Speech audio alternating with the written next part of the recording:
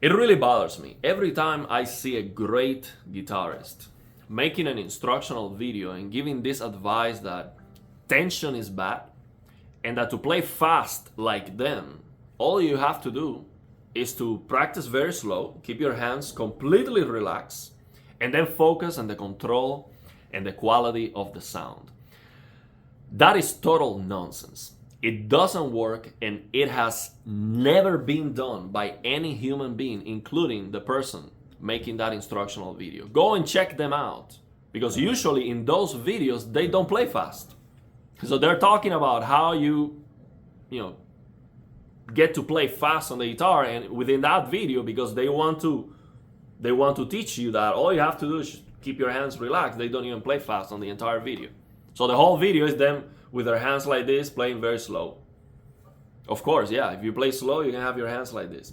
But go and check them out actually performing, and you'll see that that's not what's happening, okay? Because it's impossible. That's not how our muscles work. Now, of course, if you max out the tension in your hands, your fingers don't move at all. So if you start trying to move your fingers very fast, whatever you do, you're gonna notice that you get tense and the motion gets restricted. So, but that doesn't mean that tension kills speed. What you have to do is to find that place where you can still move your fingers fast, and then you practice in that zone, because when your fingers move fast, it feels different. It is not the same to just play like this very slowly. It's not the same. That when you actually try to go for it, it's completely different. It feels different. So if you never practice in that zone, there's no way you can get there. It's impossible. So what the advice is, you need to go for it. What's going to work is you need to go for it. You need to try to play fast. Now, when you do that, you're gonna get tense. You're gonna find that place where your fingers don't move, and it doesn't work. And all you have to do is just dial back the tension a little bit, find the sweet spot. And then when you try to play faster than what you can, it's gonna be sloppy, and you're gonna make mistakes, and it's gonna sound bad. That is normal. That is part of the process of learning. So you need to calibrate that mess. That is what's actually going to allow you to play fast. You go for it. It's going to be an absolute mess. It's not gonna work. Then you calibrate that. You work in that zone. You need to work in that, shred zone. Otherwise, you will never be able to do it. Now, I'm gonna show you in this video an example of how I do that. So you see it working. And I'm gonna play with the ring and the middle finger. There is no way anyone in this earth can play fast with these two fingers and the hand looking like this. It's impossible. Okay, it's not gonna happen. These two fingers, we know, they are kind of going together. Okay, we don't have a lot of independence in these two fingers. However, I can play decently fast with these two, okay, like 160 BPM without too much issues. So I'm gonna show you my recommendation, okay? Now, I'm just getting started with the guitar. Okay, I'm an engineer. I've been busy for many years. Now I finally have some time to practice the guitar. I know I can do it, but I'm just getting started. I am not that master with a bunch of competitions, first prize and with recognition. I am just getting started. But trust me, this works not only for the guitar, for anything that you do. Okay, if you want to play tennis, that's just the way our muscles work. As speed and tension go together. As you get faster, you're gonna get more tense. You're gonna practice with more volume. So that's another problem. If you practice slow like this, and then you try to speed it up, you're gonna get tense and your fingers are not going to move. So when you practice slow, and I practice slow, I'm gonna show you the usefulness of practicing slow too. I practice with low volume, low energy, low intensity. And as I get faster, gradually and proportionally, you increase the tension. You need to find that proportion, that sweet spot where you can go to your highest tension and speed, and your fingers still move, and you want to find that tension where you lower the speed, you lower the volume and the tension. Now, sometimes in music, we have to keep the same tempo and start with low volume and then increase the volume and keep the same tempo. But that is not the natural thing to do. That's actually hard. The natural thing to do is as you get louder, you get faster until your fingers stop moving, they don't move right, and then you cannot even play. That's how it works. And this is facts. This is not my opinion, okay? This is how the muscles work. And I'm gonna try my best to show you that with an example in this video, playing with these two fingers. Now, here's what I'm going to recommend you. This is something that I've recently been practicing. Moving my hands before I start playing the guitar, because it's getting cold here and I don't like to start playing the guitar with my hands cold. So what I start doing is first I do a warm-up. So this is what I like to do. See, my hands are cold right now. So what I like to do is start warming up with some friction, okay? And warming up by rubbing my fingers like this and like this. So I create some heat on my hands like this, and then I do this. So we're getting ready to move our fingers fast, okay? Now, instead of this, you can just start practicing the guitar and then practice slow. That's fine. You can just practice your repertoire slow, and that works too. But I like to do this. Now, I don't intentionally try to crack my fingers, but I go from here, with my thumb here, and then I go each finger, and I try to make sure they feel good. Like this. See, sometimes they crack, but I'm not trying to crack them. I am focusing on the pressure here. So I'm doing some pressure here, and I do this, as I feel. I might take, 10 minutes, 5-10 minutes, depending on how my hands feel. And then I try to move my hands, close my hand like this. So you want to clap. I saw Grisha doing this. So you want to make it sound a little bit. It's actually very hard to do, and you might get tired. So try to go for it. Try to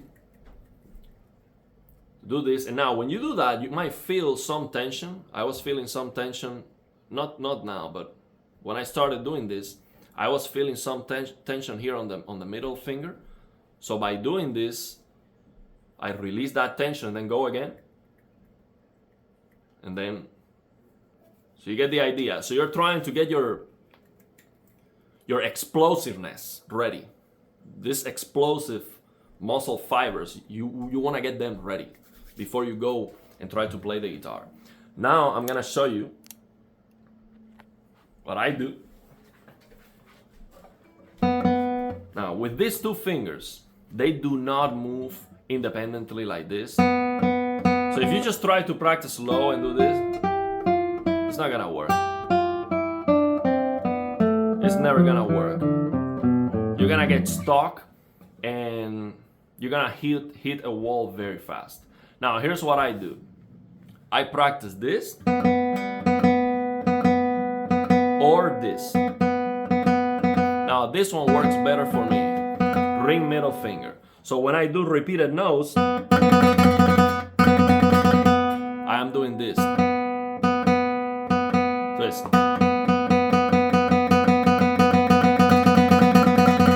So it's like pam pam pam pam pam. So it's like a delay. It's like one motion with a delay. Ta ta ta ta ta ta. Now notice the tension. See, this gets tense, pinky gets tense. There is no way to move these two fingers fast and keep these two fingers relaxed. Actually, if I intentionally go and put these fingers here so they stay relaxed and I try to play, I lose the speed. I lose the power and they are still getting tense. So there's no way you can do what I'm going to show you here if you don't get tense, basically. It's impossible. And it works well. Now, you do have to practice slow. So if I go and do my motion here, like one string, okay, now if I want to play across the strings, I have to practice that. So I do, and I do that slow a little bit.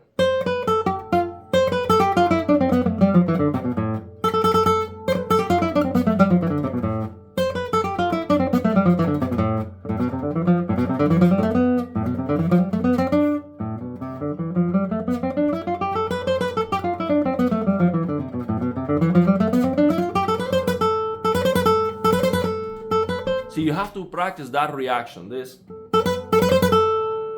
If I just do this, it feels different. It's not the same. So it might be sloppy. It might not sound great the first time I try to do this. But if I don't go for it, I will never know what it feels like. So I'll never be able to do it.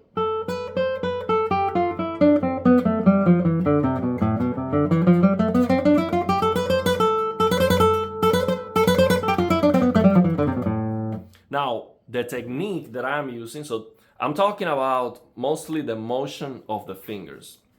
But of course, the technique is very important too. So the technique that I am using to be able to go across the strings is what I call economy rest strokes for descending scale. So I'm doing this. So you see this ring finger stays there. I'll show you from here. See this ring finger here, it stays there.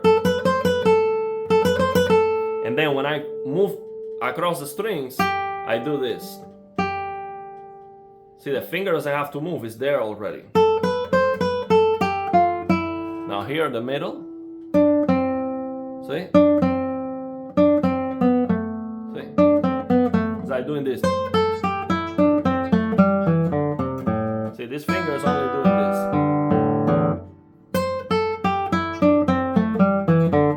And if it's the ring finger, then it will be like this. So that is for descending scales. That's what I do. And then for ascending, I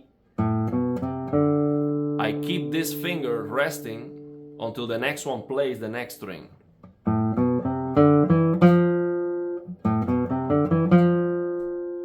And then when it plays the next string, then I release it. And I make the string change helping me with the finger. So I call this bumping rest strokes. So it looks like this.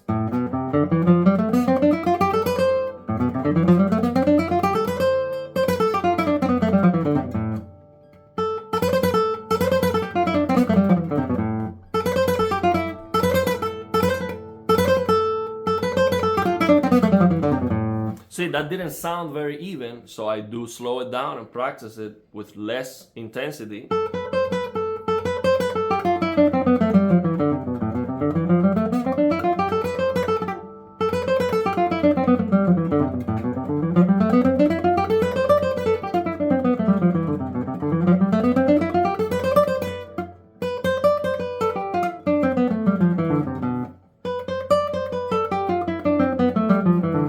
The other thing is when playing descending scales, I have an angle. This angle here, more pronounced. Let me get this closer.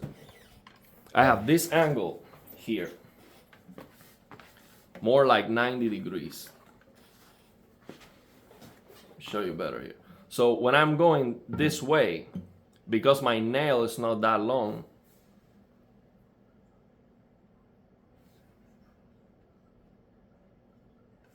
I keep the angle more like this. So it's like if I'm gonna do this, see here, if I do this, see I'm not hitting it with a nail well. It's like, it sounds bad, right? Because I need this angle.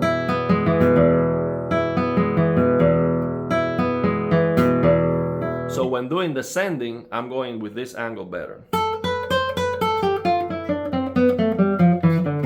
And then when going ascending, let me get this finger out of the way so you can see it. I'm going more this angle. So it helps me go to the next string. I'm more on this angle. So you don't have to it's easy because you can just do this angle here, and then when you get to a sixth string, you keep your hand so you don't have to move it, and then you start moving like by the fourth string, you start moving this way. So from the sixth, you got here with 90 degree or closer to 90, or past 90 degree. So you start playing the scale without having to move your hand down.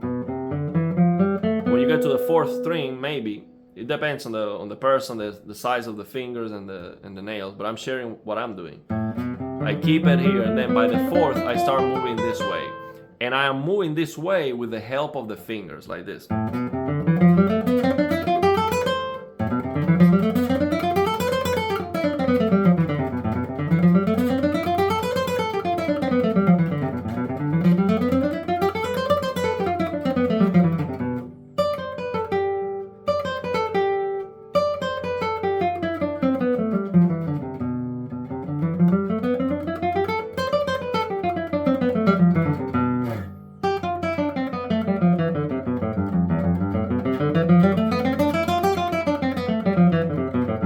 So the slow practice is to synchronize that, but then you have to go for it. You have to try it to make sure it works, to see how it feels like.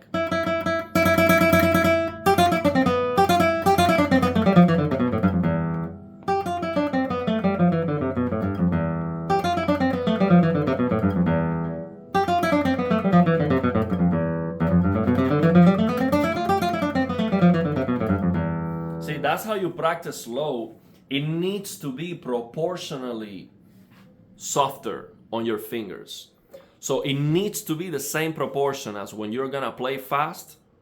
As you get slower, you reduce the intensity with the same proportion. You need to find that. So my recommendation is start fast. So try one string, just do this, like, remember, do this. So do this. That works. Now you need to synchronize the string changes. Now to synchronize string changes, you have to practice slow. So you're gonna play slower, but proportionally. So here's what I mean. Max out first. So go as fast as you can, like this. Now let's reduce the speed and the power proportionally, like.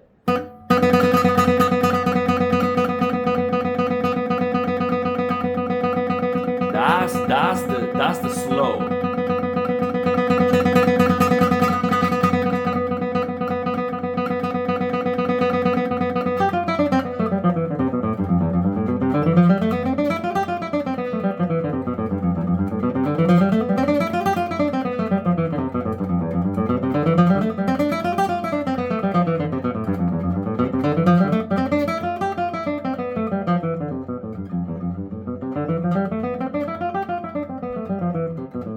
See, now this slow actually makes sense. This is going to allow me to practice the synchronization, but in the same align with how it's going to actually work when I try to play it fast.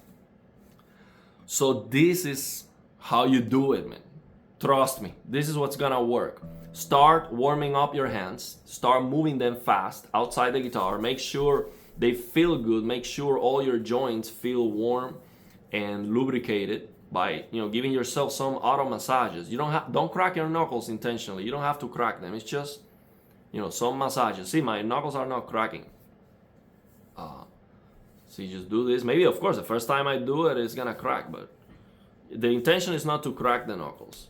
Then after you do that, okay, now practice some max out rest strokes in one string. And of course, this applies to any combination of fingers. I'm using these two as an example. So go for it. The way you do it fast is by doing this, ta-tan, ta-tan. So now you can accentuate the middle finger and still do this. So it will be like ta-ta-ta-ta-ta-ta-ta-ta-ta. See, like this.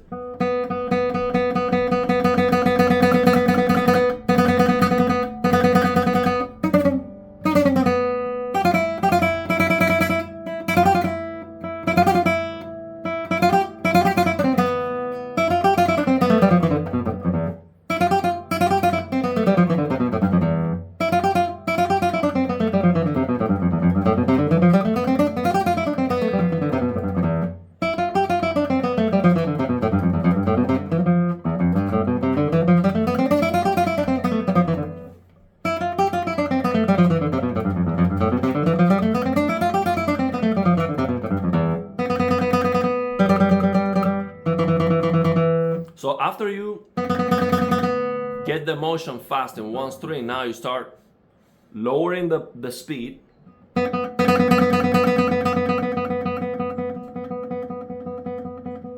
See, I can go very slow, but it needs to be softer. So you need to find that proportion. Once you find it, you can practice as slow as you want and it will be effective. But if you practice slow like this feels nothing like the real thing. Nothing. You will not be able to play fast. It's like a waste of time. If you practice slow like this, it's a complete waste of time. You're not improving. It's not gonna help you to be able to play fast. You need to find the proportion. So you need to go for it.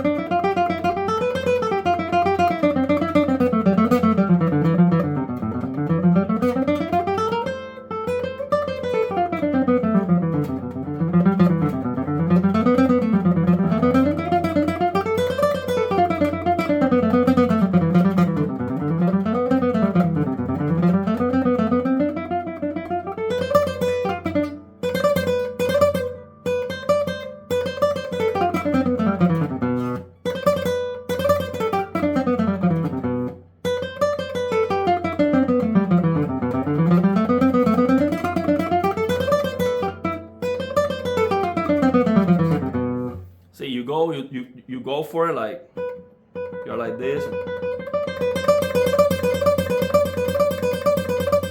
When you go for it, it's gonna be louder. So you always practice at the same proportion. So it feels the same. Otherwise, if it's not gonna feel even close to a real thing, it's a waste of time. So finding that proportion is what makes practicing slow effective. Otherwise, this 30 BPM, this thing, is a waste of time. It needs to be like, it needs to be at the same proportion you're gonna use to actually play fast.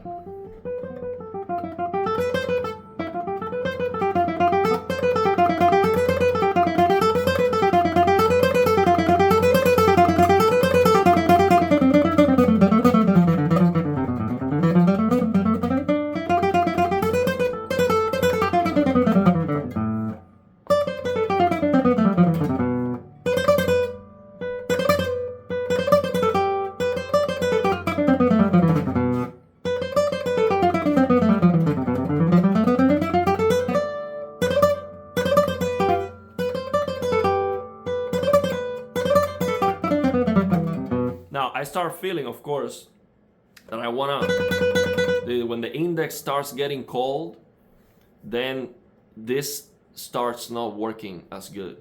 Same when I'm doing index middle finger. If the ring finger is cold, this doesn't work as good. So the whole hand is important. So this idea of keeping the hand like this and you just play with these two fingers and nothing else moves is impossible. That's not how it works. And trying to do so is not gonna be helpful at all. So let the fingers move, embrace the tension, learn to find that proportion, learn to find the sweet spot. To be able to play faster, I need more tension. You need to be able to get more tense. And as your hands get stronger and you practice more, the way you are able to play faster is by being able to get more tense. The people who play extremely fast, they can get super tense and they can still move their fingers. They are stronger. I mean, what does that mean? You're stronger. You can apply more force. So you need to be able to apply more and more force every time. Now, if you're weak, you try to apply force, your fingers don't move anymore. You need to get stronger so you can apply that force and even more, and your fingers still move. That's what being stronger is. So this is not, you cannot play fast like this, is my point. It's impossible, it's not gonna work, and it's a nonsense advice. It really bothers me. So yeah, let's leave it there. Let me know your thoughts and opinions. If you have any questions, I don't wanna make a video calling out names and being like, okay, this video, this guitarist, and let me show you how they actually play, and that what they're telling you is not actually what they do, and it doesn't make any sense. I don't want to do that. You know who I'm talking about. There are many videos like that out there, and it keeps happening.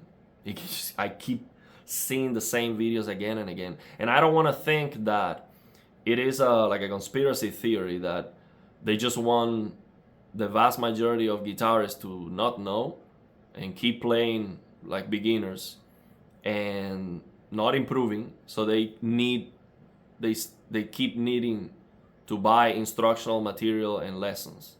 Because think about this, if I was good enough as a teacher to give you one lesson and teach you absolutely everything I know, then you don't need me. Why would you keep receiving lessons from me? You already know. I told you. I was able to make you understand, and you were able to understand that you can do it. You improve your playing overnight massively. You don't need me anymore. So if my business is to get money from students, I don't want to teach them everything that I know. Actually, I want to keep them playing mediocre. So they need me all the time. So they keep paying money for education. They keep paying money for instructional videos. So maybe that's what it is. Because I cannot believe such a high level players, that's what they think. That's what they know. No way. They know this. What I'm talking about, they know that. All those players that you see making the instructional video telling you to practice slow, they know what I'm talking about here. They know exactly. And that's how they do it actually. There's no other way they can play that good. Okay. So yeah. And also I see some of the guitar learners, and I'm a guitar learner, I think we all are, but you understand, some of the students that they practice this kind of teaching very slow, they defending that. They're like, yeah, that's good, that's exactly what I do. Yeah, that's why you cannot play fast, man. That's exactly why you are stuck at 100 BPM. I've seen kids day one 160 BPM alternating index and middle finger. How you've been practicing for 10 years, you cannot do it because you're doing this nonsense practice. That's why.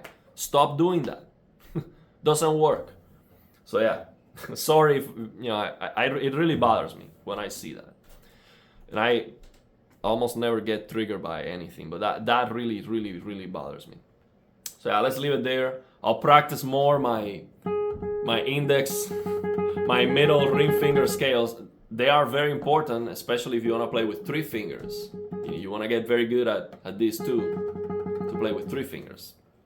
So I'll keep practicing them. But I think I proved my point. I don't have to be able to play at my best to just prove what I'm talking about. Now, how fast I think I can do with these 2 fingers, I think I can do 170 BPM, ascending, descending.